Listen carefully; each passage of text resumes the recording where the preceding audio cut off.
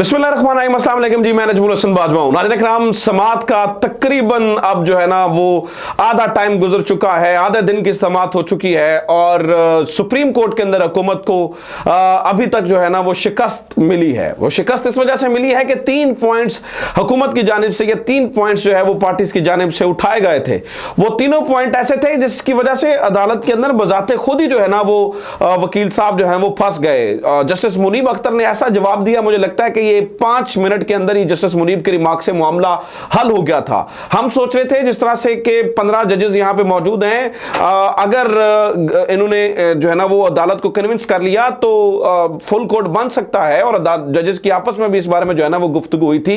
लेकिन ये इतने नाअहल और नालायक निकले हैं कि ये अदालत को कन्विंस क्या करना था, उल्टा इन्होंने ऐसी चीजें की कि ये जो 3 नुकाती एजेंडा लेकर गए थे आज वो रद्द हो गया है और उसको जो है वो खूब खाते में डाल दिया गया है। लिहाजा अब ये मामला क्लियर हो चुका है और ये जो पर्टिकुलर पॉइंट है इसके ऊपर गवर्नमेंट को शिकस्त हो चुकी है।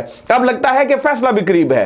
वो मैं 3-4 चीजें आपके सामने रख देता हूं कि किन किन पॉइंट्स के ऊपर जो है ना वो इन्होंने एतराज उठाया था और क्या क्या कहा था। बाद में अदालत ने जो है ना वो तफसीलन इस समात को सुनते हुए क्या कहा और इमरान खान ने क्या ट्वीट किया है, दौरान समात ही ट्वीट कर दिया।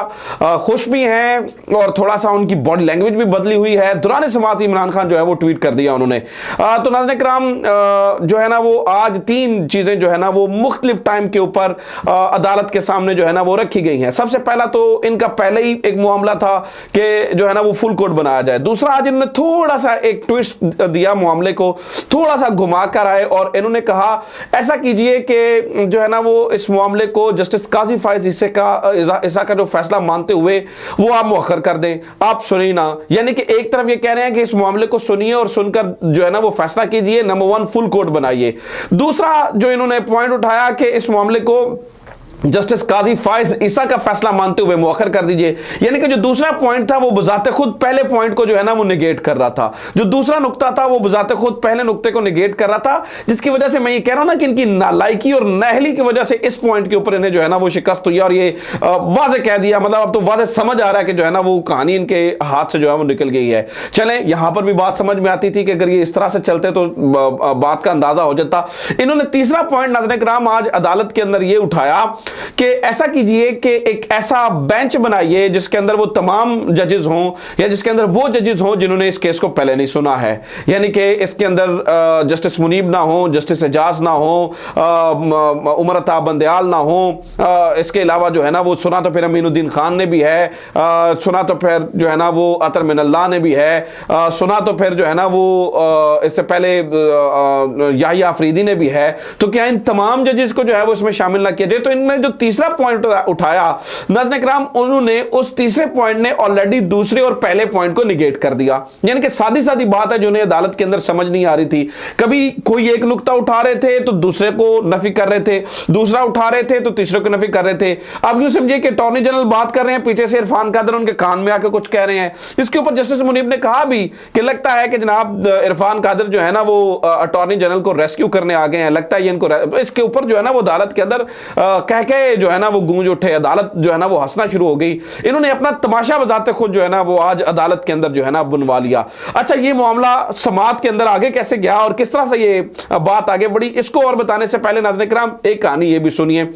आज सुबह से ही जो जजेस का एक मूड था वो अलग था। ये सोचकर आए थे कि हमने इतना प्रेशर बिल्ड कर लिया है, इतना सारी चीजें कर ली हैं तो जजेस हमारे प्रेशर में आगे होंगे, लेकिन बाहर चुके वकीलों की बड़ी तादाद खड़ी थी, लिहाजा जजेस को जो है ना वो कॉन्फिडेंस था। अब जनाब इन्होंने आके कहा, जो ही समात शुरू हुई तो फारूक एच नायक जो है ना वो रोस्टम पे ऊपर आए तो फौरी तौर पर चीफ जस्टिस ने रोक दिया। चीफ जस्टिस ने कहा कि आप पहले ये बताइए कि आप एक तरफ जो है ना वो बायकॉट कर रहे हैं समात का, आपने बायकॉट किया और दूसरी तरफ आके यहां पर दलीलें दे रहे हैं, ये बात नहीं चलेगी। यानी कि कौमी टीवी पर उन्होंने कहा जी हमने सुना है, आपने देखा है कल हुकूमती जमातों ने क्या जो है ना वो अलामिया जारी किया। तो नाज़रीन किराम ये बजाते खुद अपनी उस बात से भी भाग गए, कहते नहीं नहीं नहीं हमने बायकॉट नहीं किया। यानी कि कल किस तरह से खड़े होकर इन्होंने कहा जी मियां जी ने क्या क्या है, बाइकआउट कर दो, एक कोई ऑप्शन साढ़े को बचा है। और आज अदालत के अंदर नाज़रीन इकराम इन्होंने बिल्कुल जो है ना वो मुख्तलिफ कहानी सुनाई। फिर चीफ जस्टिस ने कहा अच्छा नहीं बाइकआउट किया, तहरीरी तौर पर लिख के दो, बाइकआउट नहीं किया। यहां पर भी ये फंस गए, अगर बाइकआउट नहीं किया तो फिर जो है ना वो फैसले को जो है ना वो मानना पड़ेगा, बाइकआउट नहीं किया तो चीजों को जो है ना वो देखना पड़ेगा। अच्छा, फिर इन्होंने चीफ जस्टिस ने अटॉर्नी जनरल से पूछा, अटॉर्नी जनरल से कहा कि क्या आप बाइकआउट कर रहे हैं? तो अटॉर्नी जनरल ने कहा जी नहीं, आइन के हम हुकूमत जो है ना वो अदालत का बाइकआउट नहीं कर सकती। जिस पर चीफ जस्टिस ने कहा हाँ बिल्कुल आपने अकलमंदी वाली बात की है, एक अकलमंद जो है ना वो अटॉर्नी जनरल से हमें जो है ना वो इसी बात की तवक्को थी, लिहाजा ये खुद बात कर रहे हैं, कभी उसको निगेट कर रहे हैं, कभी उसको जो है ना वो लेके जा रहे हैं। बात आ गई नाज़रीन किराम जब ये सारी चीजें हो गई और ने कहा जी तहरीरी तौर पर लिख दो, बाद में सेक्रेटरी दिफा और सेक्रेटरी खजाना भी आ गए। अब बात आ गई अटॉर्नी जनरल ने जब दलीलें देना शुरू की तो अटॉर्नी जनरल ने बड़ी लंबी दलीलें दी, कभी यहां से कान को पकड़ा, कभी वहां से कान को पकड़ा, कभी फलां बात कही, कभी फलां बात कही, कभी रूल्स की बात हुई, कभी प्रोसीजर्स की बात हुई। लेकिन एक नुक्ते के अंदर जस्टिस मुनीब ने इस पूरे मामले को सॉल्व कर दिया। वो मामला इस तरह से सॉल्व किया कि अटॉर्नी जनरल बार बार कह रहे थे कि ये फैसला 4-3 का है, मतलब बार बार अदालती नज़ीरों से, अदालती मिसालों से चीफ जस्टिस ने कहा कि देखिए वो कैसे 4-3 का हो सकता है, वो तो अलग हो चुके थे। मतलब चीफ जस्टिस साहब ने बहुत बातें की, मैं आपको सारा ज़बान में समझा रहा हूं कि बहुत ज़्यादा अदालती नज़ीरें दी गई, अदालती मिसालें दी गई कि आपको बात समझ आ जाए। लेकिन उनके चूंकि बात समझ नहीं आ रही थी, फिर जस्टिस मुनीब ने 5 मिनट के अंदर मामले को हल कर दिया।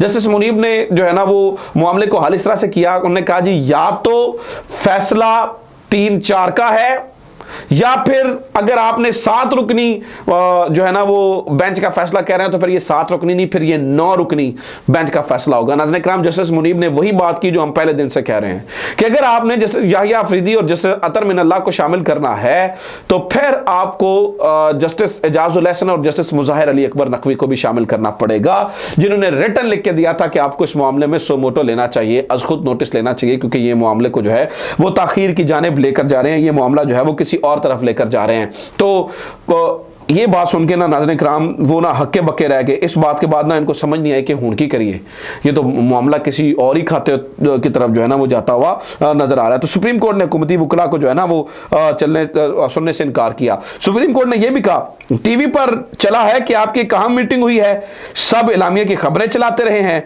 आपने वो इलामिया वापस ले लिया, यानी कि बेइज्जती कर दिया ना, इससे ज्यादा और क्या जो है ना वो कहा जा सकता है। फिर बात आ गई फुल कोर्ट के बारे में। अब मेरे पास तफसीली समात पड़ी है, मैंने आपको वो भी बतानी है, लेकिन मैं आपको पहले जरा सीधा नकात बता रहा हूं।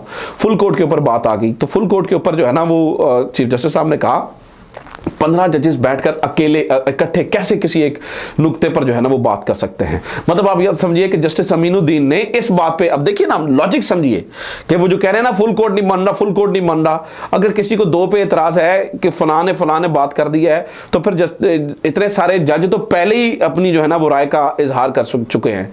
यानी कि जस्टिस काजी फायज ईसा अगर ये फैसला दे रहे हैं कि इस मामले को जो है ना वो मुअख्खर कर देना चाहिए और इस मामले को जो है ना वो आगे नहीं लेकर जाना चाहिए जब तक 184(3) वाला मामला जो है ना वो हल नहीं होता और जब तक नया बिल नहीं आता, तो फिर जस्टिस अमीनुद्दीन अगर उसके ऊपर सिग्नेचर की वजह से उससे अलग हो सकते हैं तो जस्टिस काजी फायज और जस्टिस अमीनुद्दीन फुल बेंच के अंदर कैसे बैठ सकते हैं। अब इन्होंने अपनी नालायकी और नाहली से गवर्नमेंट ने नाज़रीन किराम ये इतना गोल्डन अपॉर्चुनिटी अपने आप से छिनवा ली है ना, यानी कि ये शिकस्ते फाश से कह सकते हैं मैं, और इसके लिए कोई जो है ना वो मुनासिब लफ्ज इस्तेमाल नहीं कर सकता। No full court, no other bench, no nothing is happening. तो ये सारा जो है ना वो चीज हो रही है। अब मैं थोड़ी सी अगर आपको तफसीलन समात बता दूं ताकि आज जो है ना वो हुआ क्या। तो सबसे पहले सुप्रीम कोर्ट ने हुकूमती वकला को सुनने से इनकार किया। जस्टिस चीफ जस्टिस ने रिमार्क्स दिए अगर आपने बाइकआउट नहीं कर रहे तो तहरीरी तौर पर बताएं, हमारा वकालतनामा आपके पास है, वकील नून लीग ने कहा। फिर जस्टिस मुनीब ने कहा कि आप एक तरफ बेंच पर इतराज कर रहे हैं, दूसरी तरफ कार्रवाई का हिस्सा बनते हैं, हुकूमती इजलास का अलामिया पढ़कर सुनाएं जो ज़बान इसमें इस्तेमाल की गई है, आपने सुना है वो, उसको आपने देखा है। तो जस्टिस चीफ जस्टिस ने फारूक किचनाइक को कहा कि आप मुशावरत करें और हमें रिटर्न दें। अच्छा, फिर अटॉर्नी जनरल को जनाब बात हुई और अटॉर्नी जनरल के ऊपर जो है ना वो मामला चला गया, जिसके ऊपर जस्टिस एजाजुल एहसन ने कहा सुप्रीम कोर्ट इलेक्शन के मामले पर अपना फैसला सुना चुकी है, इस फैसले पर अमल दरामद जरूरी है। अटॉर्नी जनरल साहब आपको क्या हदायत मिली है? उन्होंने अटॉर्नी जनरल ने कहा जी हुकूमत बाइकआउट नहीं कर सकती, जिसके ऊपर उन्होंने शाबाशी दी। फिर जनाब वाला सवाल उठाया गया था कि इलेक्शन कमीशन 8 अक्टूबर की तारीख कैसे दे सकता है? कानून किसी को इलेक्शन मुलतवी करने का इख्तियार नहीं देता, अदालत ही इलेक्शन की तारीख आगे बढ़ा सकती है। 1998 में भी अदालत के हुक्म पर इंतखाबात आगे बढ़ाए गए थे। अदालत जमीनी हक़ाक़ का जायजा लेकर हुक्म जारी करती है, चीफ जस्टिस ने कहा। फिर जनाब वाला जस्टिस बंदयाल ने यह भी कहा कि जो है ना वो 5 रुकनी बेंच एतराज 9 रुकनी अटॉर्नी जनरल का जी 9 रुकनी बेंच था जिसमें 4 जजेस ने 7 रुकनी बेंच था जिसमें से 4 जजेस ने दरखास्तें मुस्तरद की। तो चीफ जस्टिस ने कहा आपको किसने कहा, आपकी यहाँ पर भी मतलब देखे ना उनकी यहाँ पर भी गलत फहमी थी। चीफ जस्टिस ने कहा नहीं जी अतर मिनल्लाह ने दरखास्तें जो है ना वो मुस्तरद नहीं की, और जिस हुक्मनामे का आपका जिक्र कर रहे हैं उसके ऊपर जो है ना वो फैसला हो चुका है।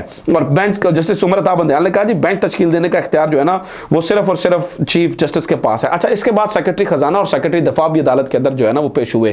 तो सेक्रेटरी दिफा से तो चीफ उन्होंने बात करते हुए कहा कि आप, उन्होंने कहा जी हम आपको ब्रीफिंग देना चाहते हैं, तो लेकिन वो इन कैमरा ब्रीफिंग होगी। चीफ जस्टिस ने कहा ठीक है 2 घंटे हैं या आप बता दें। उन्होंने कहा नहीं सुबह तक वक्त दें। तो चीफ जस्टिस ने कहा ठीक है सुबह तक वक्त ले लें, लेकिन अफवाज पाकिस्तान का आर्म्ड फोर्सेस का मतलब सिर्फ बड़ी फौज नहीं होती, उसमें नेवी और एयरफोर्स भी शामिल है। अगर जो है ना वो बड़ी फौज ड्यूटीज के ऊपर मसरूफ है तो हम जो है ना वहां से भी जो है ना वो आप बंदे लीजिए और आपने वो करें, आप जो है ना वो सिक्योरिटी दीजिए। और सेक्रेटरी खजाना से कहा जी खरबों रुपए जो है जिनका बजट होता है और जिस मुल्क का वो 20 अरब रुपए इलेक्शन के लिए निकाल सकता, आप किस किस्म की बात कर रहे हैं।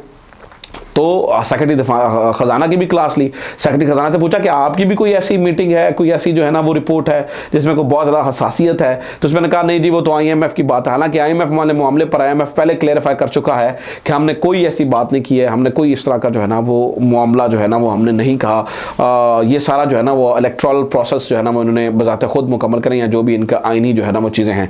तो नाज़रीन किराम कुल मिलाकर ये चीज़ें जो है ना वो आज अदालत के अंदर ये सुमन बुकमन हो गए। अब इस तरह से जब ये समाज चल रही थी तो इमरान खान ने इसके ऊपर एक ट्वीट कर दिया। इमरान खान ने क्या कहा नाज़रीन किराम वो बहुत मजेदार है, सुनिए सर। मुझे लगता है कि वो क्रक्स है इस पूरी सिचुएशन का। इमरान खान कहते हैं today we stand at a turning point in our constitutional history where we can be like Turkey or become another Myanmar.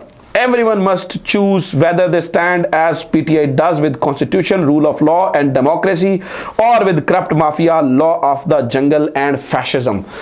तो या हमने तुर्की बनना है या हमने म्यांमार बनना है। तुर्की यानी कि आपको पता है कि जब जहाँ वो टैंकों के आगे लेट गए थे, ये इमरान खान कह रहे हैं, और म्यांमार जहाँ पर माशाल्लाह है। तो इमरान खान ने सादी बात की है कि हमारे पास जो है ना वो अब 2 ही रास्ते हैं, या इधर जाएंगे या उधर जाएंगे, फैसला जो है वो हमने करना है। तो मुझे लगता है कि ये समात के दौरान ये ट्वीट आना बड़ा अहमियत का हामिल है। अपना ख्याल रखिए, खुदा हाफिज़, पाकिस्तान जिंदाबाद।